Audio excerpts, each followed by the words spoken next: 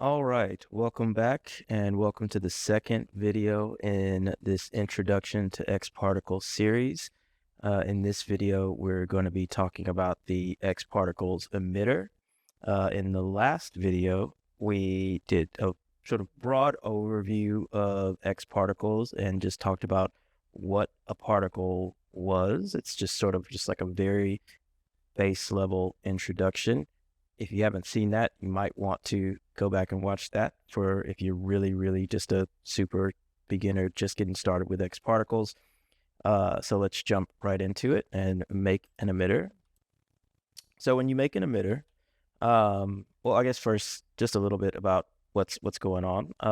So when you make an emitter, this is the object that you use to generate particles. You can generate particles in a multitude of different ways, and the emitter is going to be the object that you use to facilitate that and to generate particles in a lot of different ways. And how you generate them is going to be dependent on the type of effect that you're trying to create.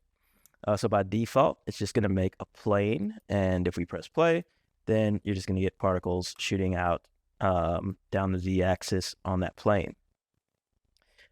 Within the particle object, you got all these different tabs. I'm not going to go over every single attribute. Just kind of, again, this is this is now a broad overview of the emitter. I'm not really going to go over things sort of like parameter by parameter, but just kind of give an overview of how it works and maybe a few examples of why you would use, some of these different options over the other ones. So we'll start with the object tab. And that's going to start with this emitter shape, which you can do all these different emitter shapes. You can do a plane, a circle, an ellipse, which you can take that circle and stretch it. And all these different shapes, they're all pretty self-explanatory, right? So all these different shapes are exactly what they look like. There's a few situations in here where I think these shapes are going to be specifically useful. In general, just if you're just trying to shoot some particles in a very directional way, the rectangle and circle and ellipse, these are really good. And for the sphere, if you just want to shoot particles in all directions, that's usually the best way to do that, sort of like omnidirectional emitter. And the box, if we press play on this one, you're going to notice that it just sort of goes along each box direction, but it's generating these particles, within the volume of this box. Usually where I use this one is if I want to create a bunch of particles across a pretty broad area. Like if I was trying to create particles that are sort of like ambient, if we just take the speed all the way down and we start to generate particles, you can see we just kind of get this big volume of particles. If we were to put a turbulence modifier in there, then you can see these particles will just be floating around. So that can be good for that type of thing. And that's usually where I use the box emitter. So then you have a cylinder. And with this one, let's put our speed back.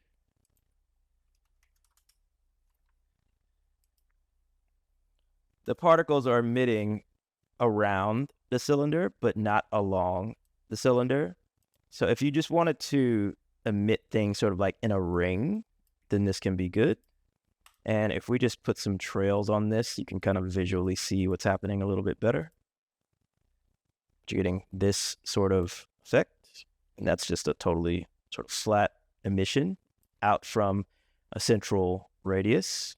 And obviously, if you have this thicker or wider or whatever, then you can just get different stuff happening. And then there's a torus, which is kind of similar to the cylinder. By default, let's just make another trail. By default, it's just going to emit from the center, but instead of it being flat, it's kind of along the sort of like normals of this torus. So it's flaring out a little bit more. I don't really use most of these other ones except for rectangle, circle, sphere, and box. I don't really ever use cylinder or torus, because if you want to do anything more complicated than those very simple ones, then you can also emit from an object. So let's just have an object and let's create a torus.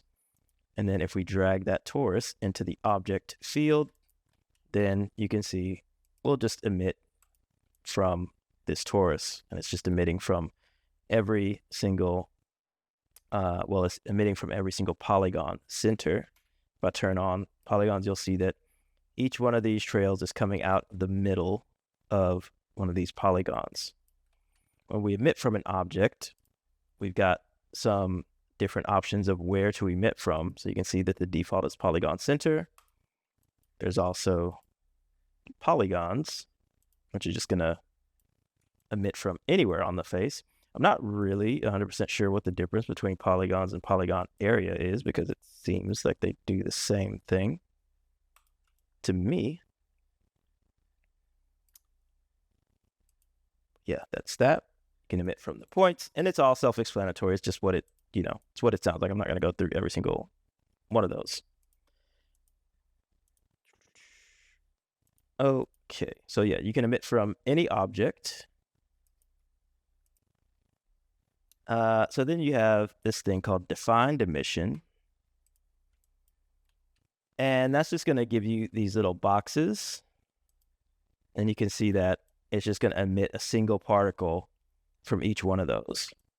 And, this can be useful for certain types of effects. Also, so you have kind of like a couple of different distribution modes for these little boxes. It's almost like a little cloner system. So you can do circular. If we add some more, see, get something like that. We change this to like y-axis, then you get like a nice little perfect circle of particles shooting up like that. If we create a rotator, rotate this 90 degrees, then you can get something like that. So for whatever, I mean, use your imagination for different things that you might want to make with that. And within that defined emission, there's just a couple of different sort of things you can do, and you can go in here and set these parameters. Let's just go back to a rectangle. And the rest of these settings in here are, again, they're pretty self-explanatory. Let's move on to emission. So the emission, there's emission types. So what we've been doing, where you just get a constant stream of particles, that's going to be a rate. And so that rate is defined right here with the birth rate. So at 1,000, that's going to be 1,000 particles per second. So if we come to the display tab and go to HUD, say show HUD, this is going to give us a particle count up here. So we are set to 1,000 particles per second, 1 second. My cinema is set to 30 frames per second. So let's go back and get to 30 seconds, and you can see we've got exactly 1,000 particles. You can always, also tick this down, and birth rate timing is set to per second. You can see that here, or you can change it to per frame. So now if we do 1,000 particles per frame, you can see we've got 32,000 particles at 32 frames. There's this birth rate spline, which I don't think I have ever used before, but it can sort of change you'll see that the particles go from just emitting a few particles to emitting more and more and more and more and more. So it started out just emitting a few, and then it got more dense. Like I said, I'm not sure what context you use that in, but it's there if you need it. Also, along with this just being in a rate, it can be sort of like a constant stream, or you can break it up with this shader parameter. So let's say we just put in a noise here, and I'm just going to take that noise and clamp the crap out of it. And if we change this sampling point, so this is going to sample somewhere within this texture. If we keep it on constant, then it's just going to pick a point, and that's going to be it. Okay, so it picked a black point, so we're not getting anything. But if we say random, then it's going to change it constantly, and you can just see that the emission sort of pattern is being broken up. So it's doing more, less, and none on different frames. So that's just kind of breaking up the emission. Honestly, I don't think I've ever used that before either. Then we also have this no intersection checkbox. This is definitely useful. So that's going to be something, let's say you wanted to do some fluids and do something like a faucet. We could go in here and change this to a circle. And let's rotate this 90 degrees down. Push it up a little bit. And if we start emitting, we'll get something like that. But now let's take this, let's add gravity and add a fluids modifier. And let's maybe just throw something down here for this to collide with.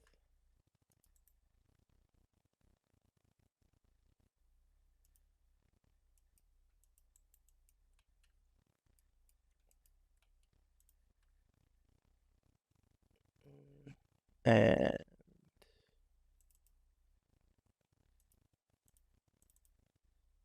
it's going to give this a pretty dark material so we can see a little bit better.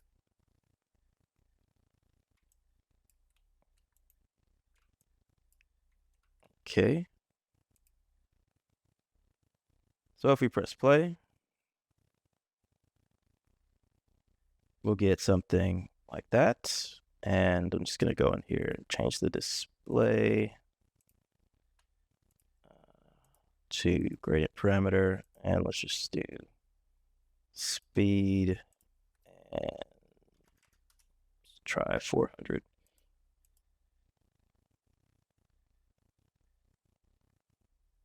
All right. So we've got this going down like that. Now, if we increase our rate, let's increase it by 10x. You'll notice that things are way more splashy up here. And the reason that that's happening is because if we change our display type to spheres, and let's just go forward a frame, when these particles are being born, you can see that some of these are intersecting each other. So when you have modifiers, dynamic modifiers, where there's particle collisions, when particles are born intersecting each other, they sort of have a reaction where they explode away from each other. And you might not want that, because if you've just got like a normal faucet at the top of the faucet, you might not want the particles to be exploding in a sort of uncontrollable way. So that no intersection setting come in handy. So let's turn our display type back to dots. Not dots, squares. And you can see that everything is going down without exploding again. One thing to keep in mind is that you are getting, obviously the only way for this to happen is for there to be less particles. So you're just not going to get as many particles being born if you do that, but you won't get any explosion. There's actually other ways, probably better ways to do this, but just as a demonstration of what the no intersection button there does. Speed is pretty self-explanatory. That's just how fast the particles are going to move. If we set that much higher, they're going to move faster. Then you've got the particle radius, which we can't see in this display mode with squares. So again, if we go to display and we change this to circles, then let's actually change this to spheres. So you can see how big each particle is. And if we went in here and have some variation in the radius, then you can see that we got a bunch of different sized particles, all the way from if the variation is 3 and the size is 3, that means the size is going to go from 0 to 6. And so that's what we've got. But in order to see the radius, you have to, I mentioned this in the last video, but just in case you're just looking at this now, in order to see the radius, you have to have a display type that will show it. So the first 4 display types do not show the radius, and everything under that, obviously except for none, will show the radius. So maybe let's stick to circles so we can see the radius from now on. And so within here also, you've got this scale attribute, and it's set to 1. So let's take this and set it to, let's say 4, and press play. As I just said that, let's go back to spheres. Okay, so that's what we've got, but let's just see here. If these are set to 3, let's just set everything to 3. And it looks like that. If we set this scale down to 1, you're going to notice that we have the exact same thing. So what in the world does scale do? So in the last video, I mentioned that a particle is basically just a position in space with a bunch of attributes. So scale does correspond to something, but understand that it's all just data. And so it's not in this mode for what we're doing with these particles. Scale isn't going to do anything. But if we create a generator, which is going to allow us to map a piece of geometry onto our particles. So let's just make a torus and drop that into the generator and make sure that the generator is set to this particle. Well, if I'm doing things, like I said, this is just an overview of the emitter. I know that I'm touching a lot of other stuff, but we'll eventually get to that stuff, but not in this video. So just gonna bump this down a little bit so that this doesn't slow down or just look like absolute chaos like it still did anyway. So you can see that we've got all these tori, is that how you say that? Anyways, let's have less, quite a few less. And now let's change the scale, say to 2.5. And you're going to notice that nothing still happened. Okay, so what's going on there? So within the generator, under scale, rotation, and offset, you can see it says scale using the particle radius, but you can also change this to the particle scale. So now, if we press play, you can see that that scale is having an effect. So if we go in here, and the radius is 3. So if we just say 1, it's actually taking the original object's position and then multiplying it by this scale. Does radius have an effect at all? No. Yeah, radius doesn't have an effect at all. So it's just the original the original object's size times this scale. So if we select this, we can see a little representation of it down here. And let's just make this pretty small. Oh.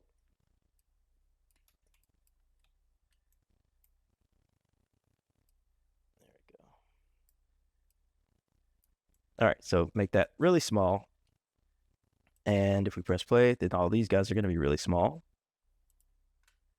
But then we can adjust the scale and make those bigger. So the reason that this is pretty useful is this gives us a separate attribute to manipulate where we can control their scale while still having their radius, and we can do other things in other modifiers like affect the radius and maybe drive different effects with that while kind of leaving the scale alone. It can be useful for if you have more than one object in the generator. Like let's say we have this torus and we have a cube, and let's just change the size of this maybe to be about here, and maybe we want to generate both of these, but we want them to be different sizes. We want them to just be the sizes that they are, as they're sort of like base objects, or to be able to individually sort of like control that. Obviously that's not their size of the base object because I have it times 3, but in that same vein I can also make them all smaller. So you sort of get the idea. So we've got these things, and scale is affecting them, and I can make the cube smaller. So I have all these different sort of like little handles of control to be able to control the size of all these. Within the emitter, using the scale, you can scale the actual object. And in this case, you can just do other stuff with the radius. You can also, within here, set the scale. And of course, you can just use the particle radius. Though we're not talking about that right now, really. Okay, so that's scale. And of course, you can vary the scale within here with this scale variation in the same way that I did with the radius. But yeah, so that's the emission. Let's actually quickly, I guess, talk about these tabs right here. Motion inheritance. So let's go back in here, and I'm just going to turn this to a sphere. And we're going to emit with no speed. And let's put this back to maybe like 1,000. And on the emitter itself, I'm going to add a vibrate tag so that it can move around a bit. Put that to like 0.5. And I'm going to give the particles a lifespan of, let's say, 40 frames.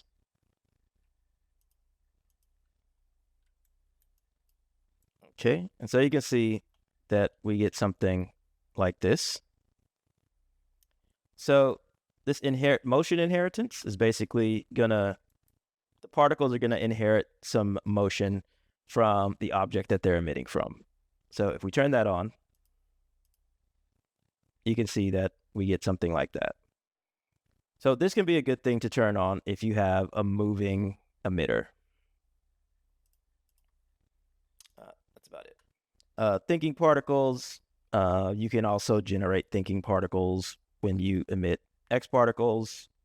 Okay, I think I'm going to talk about the display tab next, which I've already come to a whole bunch of times already. And this is very important, and you're going to use it a lot, the display tab. And that's basically going to, where you're going to determine which particle display you're going to use, or like how you're going to look at your particles. As I mentioned in the last video, the particle itself doesn't actually have any sort of like geometry. It's just a position in space. So when you're working with particles, you got to sort of like decide what it is you're going to be looking at. And depending on what you're doing, different display types are going to be useful. So for instance, if you are doing something where ultimately you're going to be rendering spheres, like you're going to do some particle work where the particles are going to just kind of look like little balls of light or something like that. They're going to just kind of look like traditional particles. Well, what you might want to see in the viewport are spheres or circles. All these different display types have their own like performance hit. They're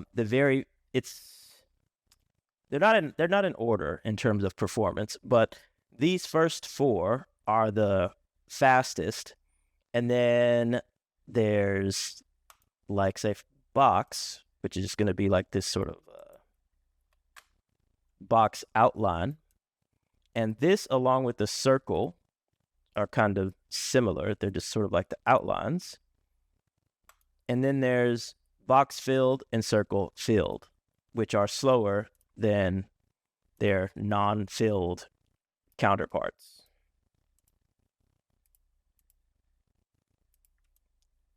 So this can be useful for certain things. You're going to want to do that.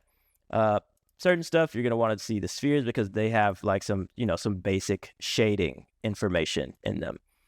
So if you want to be able to see, not see through the particles or not just have the particles show up as a solid mass, then spheres can be very useful.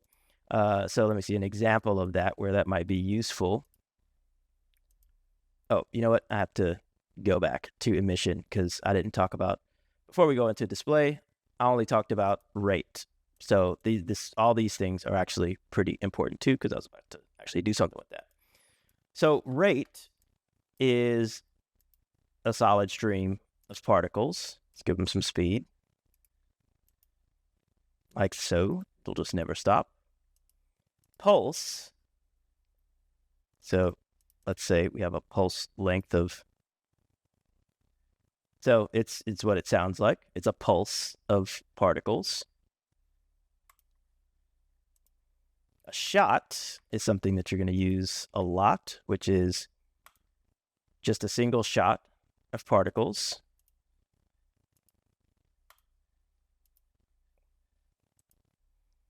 Regular means the particles are going to be emitted along a regular grid. So, and the particles are in a regular grid. You can kind of see the grid if we just kind of go straight from the top.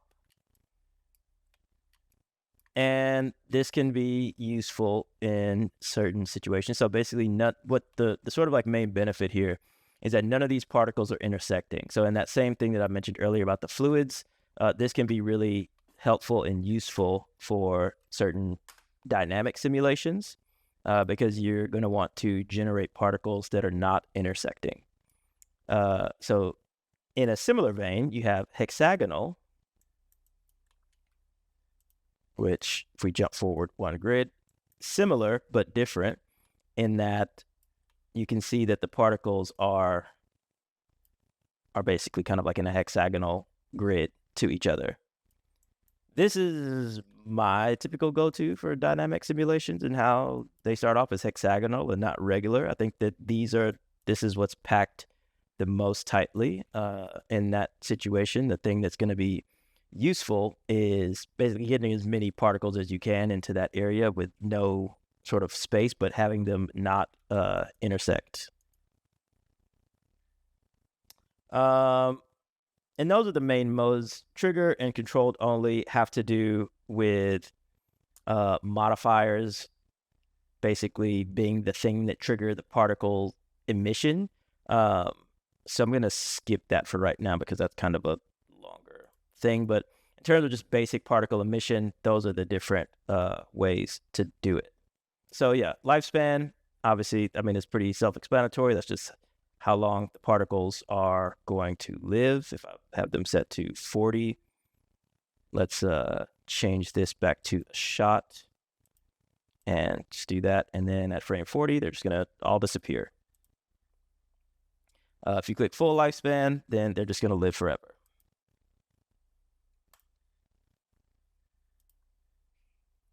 Okay, so now that we've got that, let's go back to display.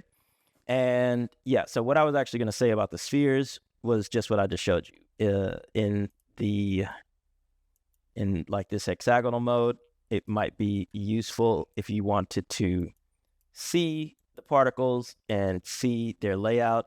And because if we just did this in something like squares, it looks like this, which is fine for, it just depends on what you're doing. I mean, if you already know what the particles are doing, then you don't need to see them. But yeah, that's just depending on what you're doing, you might want to visualize the particles in different ways. So then there's a bunch of other ones in here. These, don't necessarily need to go through every single one. You can just kind of go through the list and try them all out and see what they look like. And you can see these are just little triangles. Let's give things some speed again. Okay, so yeah, you can see just little 3D triangles. These are pretty fast. Certain shapes lend themselves to be a bit more useful for different types of visualization. Like right now, as I mentioned, a particle generally is just a position coordinate, not necessarily an orientation or like a rotation. So when these are moving around, they're all just still pointed in one direction. They don't have any orientation information. You have to add that in order for the particles to have a orientation as well. So that, we'll talk about this in a second, but that's in this extended data tab. So you can see here it says use rotation. So if we turn that on and let's set this to tangential, we'll come back and talk about this. But now you can see that all these particles are pointed towards the direction that they're moving. So let's just add a turbulence sector, or not a sector, a modifier. And you can see that all these particles are just moving in the direction that they're going. Another display type that is good for this is the arrow. So you can see we've got these arrows, and these are really good just so that you can see what direction particles are facing. So a good example of where this might be useful is if you were going to generate some sort of animation where you had, you mapped a model, like an animated model, to these particles, like a swimming fish, a flying butterfly, a bird, something like that, right? You're going to want to know what direction it's facing so that it can look like it's flying or swimming or something like that. But you probably, in your viewport, depending on what it is and how many of them there are, you're going to want to have like one of these more simplified displays. And, the arrows will let you know what direction things are moving. So another setting here in display, one that I overlooked for a really long time, and once it was staring me in the face for literally years. I was using xParticles and I really never touched this setting, is right here, the LOD, the level of detail. So let's come in here and bump the particle count up to, let's just 200,000. So 200,000 particles a second. And arrows are not the most efficient display type. So let's see what that gives us. All right. So you can see viewports slowing down quite a bit.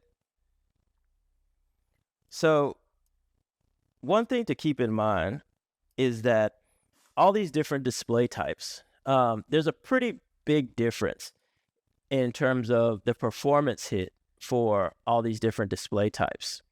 So like this exact same simulation, you can see how slow it was going. If we change the display type instead to dots, you can see that that's much, much, much faster. So what I want to demonstrate here is that it's not the simulation of the particles that slows things down. It's the display of the particles that slows things down. So if we go back to arrows, turn this up, and we have all these arrows. Now, if we take the LOD and put that to 10%, then you can see everything speeds up much, much, much more. And we're still simulating the same number of particles, but we're only showing 10% of them. So we still have like a nice fast, fast-ish viewport, but we could put this down really low, like 2%, and the viewport is, blazing. Now, if we put that all the way back to 100%, you can see here's all the particles that we actually simulated, which is a ton of particles. But if for whatever reason, if this is the simulation that we're doing and we just have a ton of particles, we don't need to actually see all those particles in the viewport. So we can simulate a huge number of particles, and Cinema 4D and xParticles can handle that just fine, but things start to choke as you start to actually show tons and tons and tons and tons of particles in the viewport. If you are using like Octane or Redshift, pretty much any one of these sorts of renders, especially like these GPU renders, they can handle like showing all the particles. So you can have, a huge number of particles showing in Octane. You're not really going to get any slowdown. The real issue where you're going to get slowdown is just in the viewport. So if you did all the stuff, render all this in Octane or Redshift will handle displaying all those particles, no problem. So yeah, just bringing the LOD of the particles down. If seeing each and every particle is not important to you actually just doing your sort of simulation work and developing whatever you're developing, then yeah, this is a huge setting for your workflow, because a lot of different things that you might do are going to require you to have a ton of particles, and it can suck for the whole viewport to really slow down. So this can make a huge difference. Okay, display size factor is just going to scale these up and down. I don't ever use this. I'm not really sure.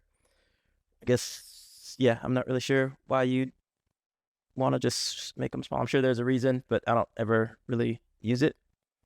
Then we've got transparency, where we can make these more or less transparent. I don't ever really use that either. So then we have, we talked about the editor display, but the color mode. So this is also very important. So you got use emitter icon color, which is defined in here where it says icon. And you could say display color or like a custom color. So, something like this.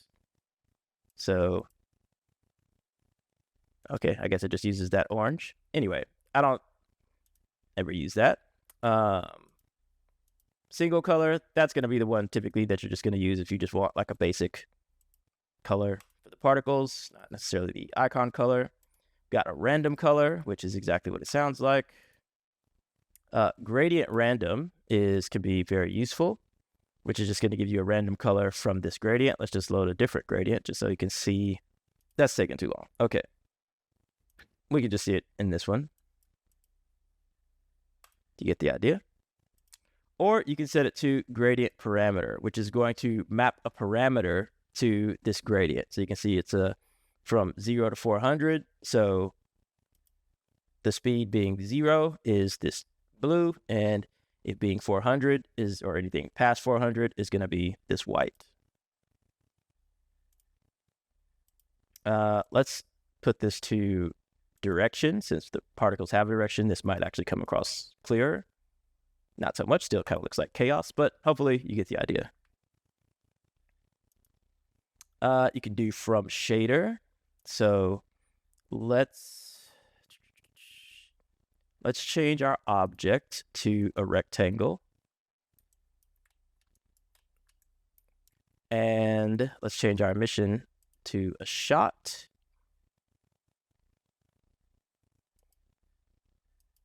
Take random. And let's do like 100,000 particles with no speed. and say use shader. And I'm just gonna grab a noise, clamp it down, and then just go forward 1 frame. And you can see that will just give the particles the color of this shader.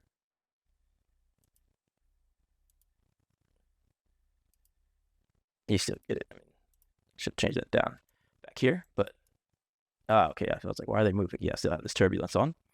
But yeah, you can see that it's just the colors from that shader. And then you can do it from an object where it'll take the colors from an object that you are emitting from. Okay.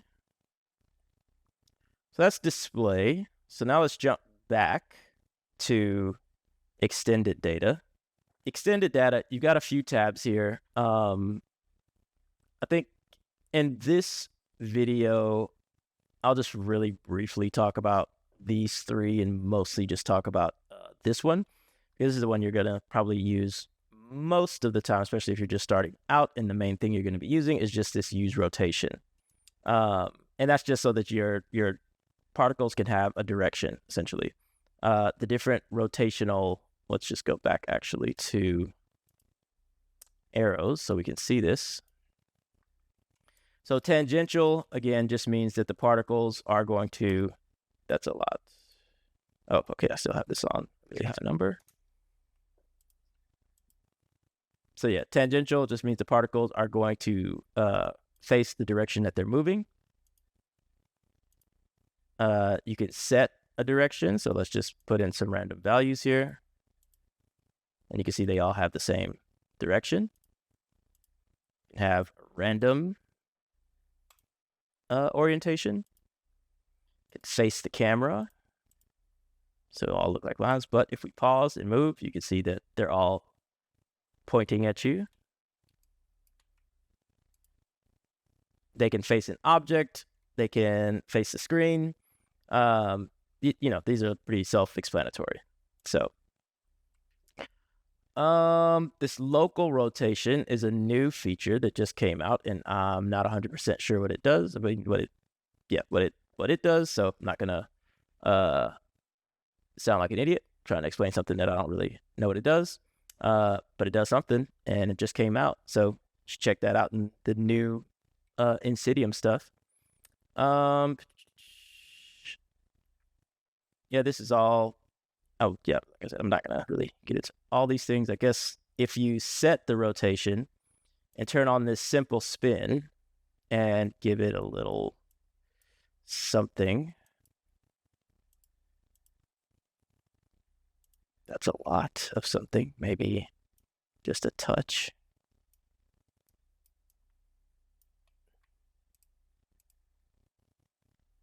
Yeah, so basically you can have things have a little bit of a spin. So an example of where you might use this is it would probably be even lower than what I have right here, maybe just like a 1 degree turn.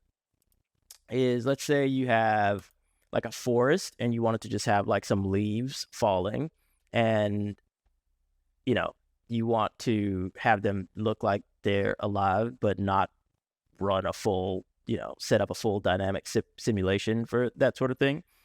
Then you can just use this simple spin, and the leaves would just like fall and have a little bit of rotation for something like that. So that's like a situation where you might use that. This is all additional attributes that you can add to the particle. I'm not really going to get into this, but the rewind data is basically for this X particle history node. Nearest particle data is going to give you information about particles that are within a certain radius of each particle. That's quite a bit of additional data for each one of these particles to carry around, so that's why that's off by default. And then the world speed is just kind of the overall sort of like objective speed of each particle. So in modifiers, can just basically tell, like if you have a scene that has multiple emitters,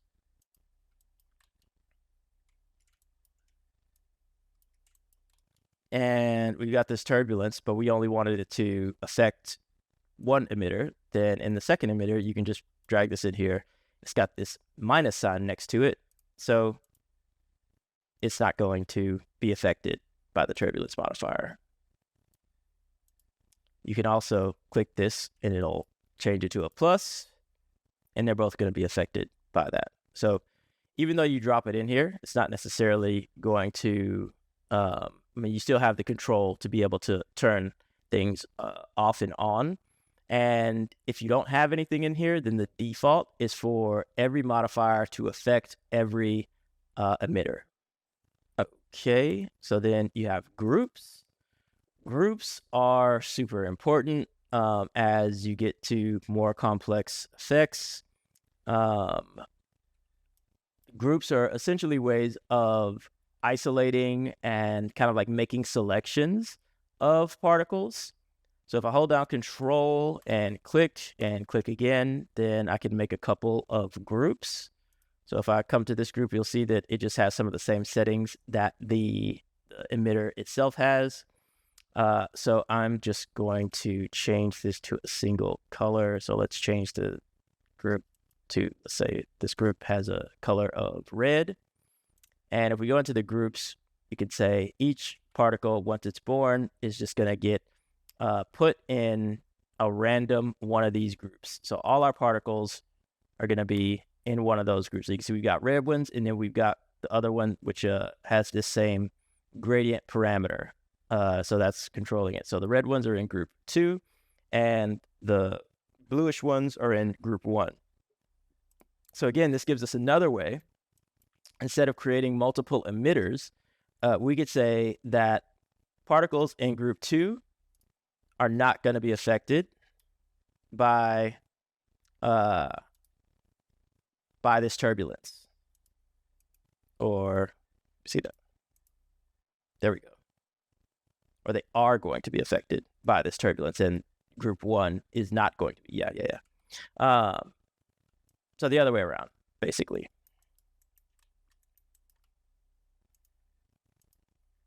So yeah, you can see only group 2 is being affected by that turbulence. And yeah, like I said, for certain types of effects, that becomes, groups are going to become really, really powerful. Like you can use groups to assign different materials to different particles, assign different models to different particles, as you just saw, to have certain modifiers only affect certain particles. You can make lots and lots of groups. So yeah, groups are super important and super powerful. Questions. I think that questions, well, okay, again, like I said, brief overview of everything. So questions are basically going to allow you to sort of like query, let's just do one, instead of explaining it like that. So we can say question type, something about the particle data. What data? The particle age. What about it? Is the particle age greater than 20 frames? If it is, we can add an action like, let's do direct actions and change the scale. No, not change the scale, change the, yes, change scale and change the radius and change it to 15. Okay, so boom. So you can see that here at 20 frames, the particle radius changes. So at its most basic, it's kind of just like some sort of like if-then logic that you can add to your particles, but it can get really, really complex. It's a little beyond the scope of an introduction, but that's kind of the basics. Is just like you can say, you can take some sort of information like, has your particle collided with something? How old is your particle? Does the particle color change to this? You can you can query all sorts of information about your particles, and if a condition is met, do something. Within Nexus, there's a fancier and updated version of the question and answering system. This one is the old system. Within here, we've got the NX question, which I'm not really going to go into here, but just so you know, there's a new version of this, and it's got some fancy new stuff. Okay. Within these guys, I think in advance, the main thing to know is, let's say we've got this emitter and we make another one. We just copied it and made another one. By default, these are going to have the same seed. Let's just delete this turbulence. And let's take both of these and put the shot count to like 5 and speed to 0. And if we go forward 1 frame, you can see that these are emitting particles exactly the same, right? So if you had 2 emitters and you don't want them to emit the exact same particles, then you change the seed. So now when we do that, we get different particles, okay? So that can be useful for certain things. And here in editing, the main useful thing for sort of like an introduction is within this points editable clicking thing here. Let's change this to display. Let's go to circles. And take this.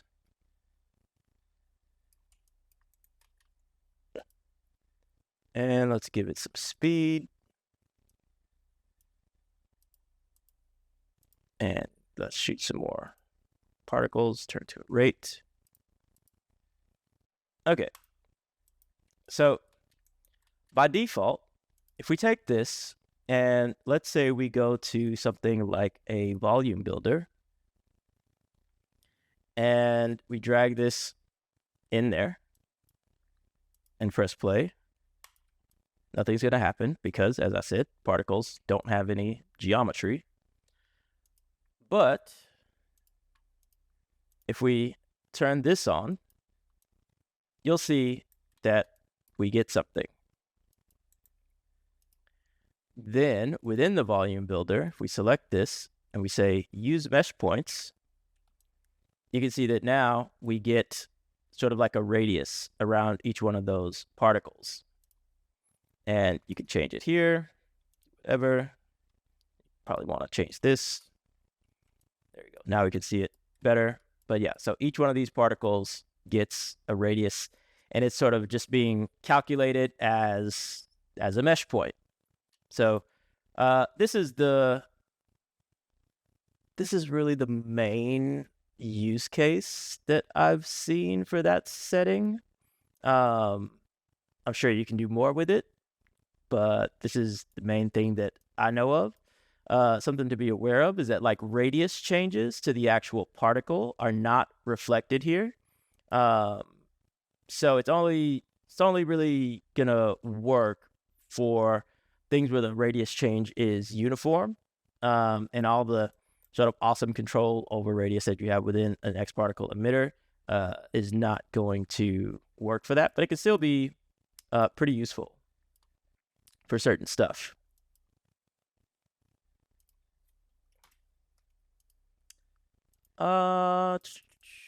Okay, so that went longer than I wanted it to. I was trying to make a quick video. I don't know what I was thinking, thinking that this could possibly be a quick video. I'll try and maybe edit it down to get a bunch of rambling and struggling out of it. But yeah, that's an introduction into the X particles emitter. Hope you learned something. If you liked the video, please like, subscribe, follow for more. Let me know in the comments your thoughts, what other sort of content you'd want to see. If you like these sort of like, well, I mean, I'm going to do more like, here's how to do this thing in xParticles videos eventually, no matter what. But yeah, like I said in my previous video, I do want to have kind of like my own introduction and kind of like how I think about this stuff that I can point beginners to.